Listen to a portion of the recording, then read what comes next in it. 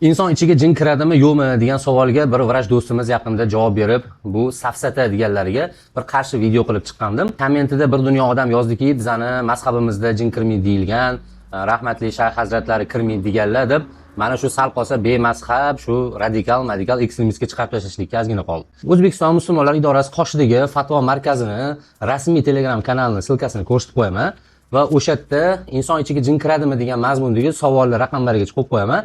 Kirib bemalol o'qib olishinglar mumkin. Bu yerda xulosa shunaqaki, inson ichiga jin kiradi.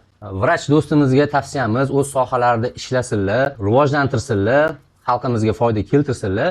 Lekin sohalari bo'lmagan mavzuga kirib, bilmasdan turib, bu safsata, bu yo'q, bu narsa uydirma narsa deb bir xulosa qilib qo'ymasinlar, ya'ni ilm bilan tayansinlar. Agar sizlarga jinlanishmi yoki psixiatriyami degan mavzu qiziq bo'lsa, YouTube'da podkast tayyorlab qo'yganmiz mutaxassislar bilan kirib ko'rib, o'zingizlarning savolingizga javob olib, foyda olishinglar mumkin. Bu videoni ham o'sha yaqinlarga ulashib qo'yinglar.